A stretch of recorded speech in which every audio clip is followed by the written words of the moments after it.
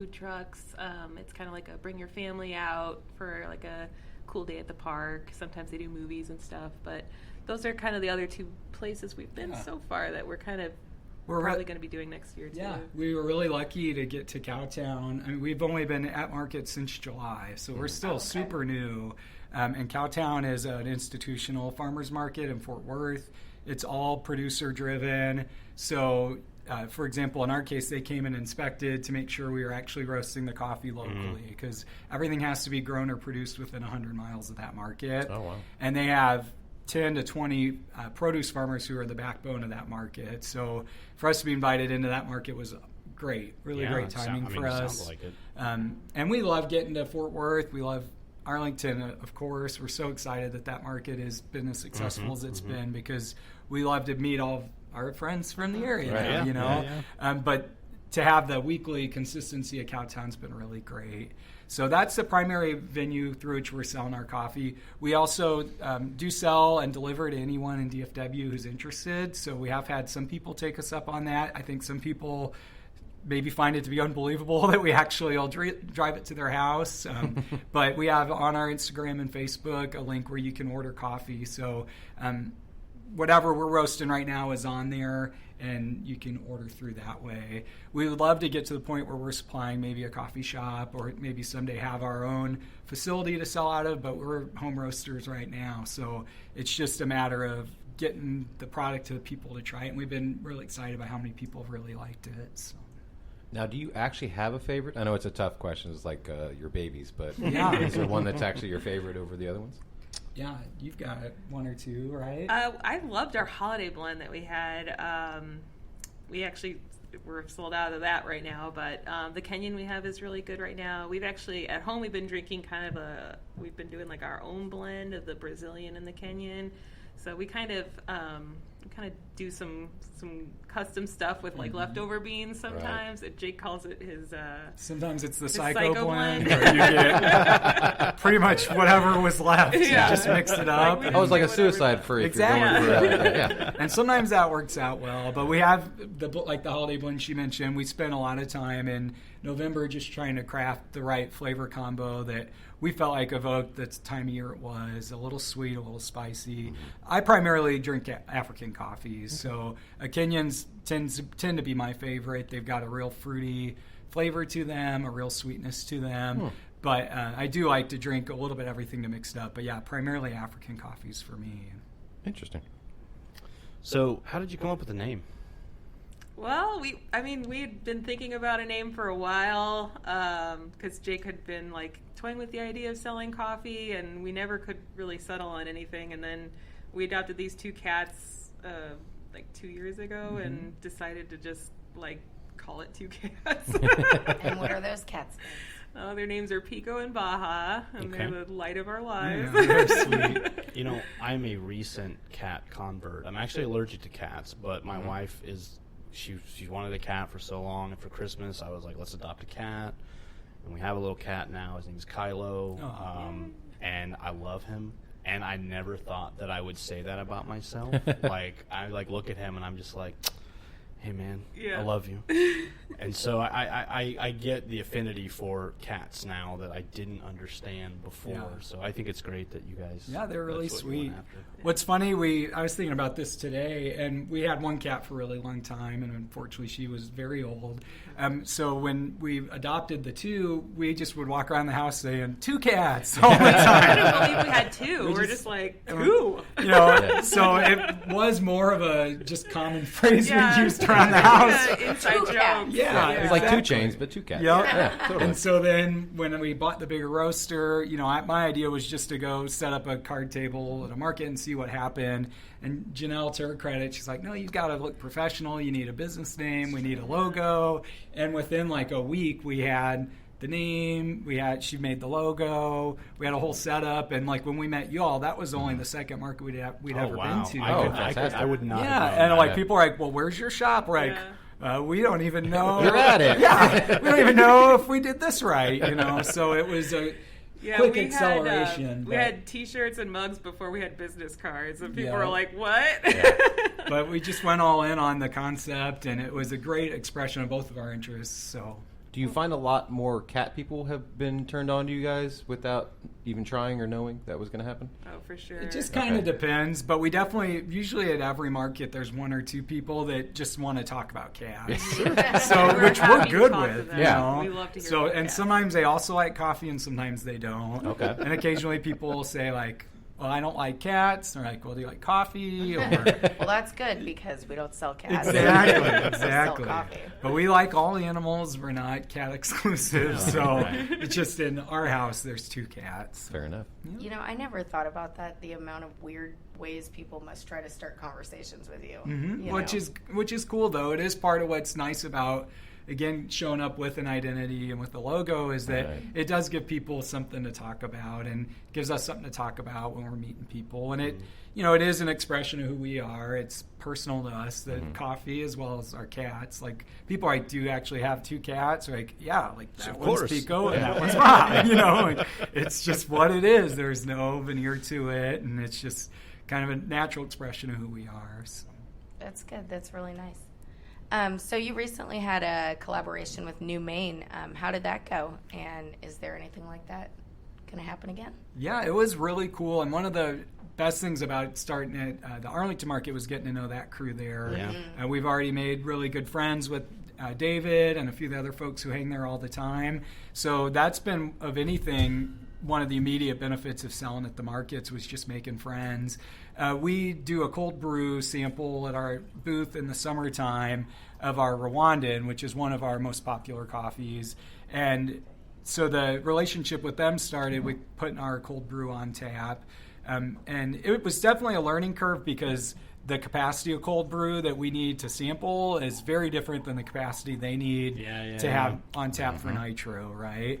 So we've done, I think, 3 batches with them, and it was really good. And we'd love to keep doing stuff like that going forward, but it's all still brand new, so we could be doing anything with anybody in the next year, or we could just be doing what we're doing now. this. It's just taking it at a natural pace and really enjoying getting to meet everybody and get people coffee. And just like getting to hang out at New Maine is awesome. Exactly. Yeah. I haven't had a bad thing there, No. especially that mead, man. Yeah. Oh, yeah. We talked to Joseph Laws earlier today, and he was talking about how that space, just is something about the space at New Maine Brewing that is like very open and collaborative because it's so big. Like the space can just be, there's all this organic connection happening, and I mean just what you're talking about. Yep.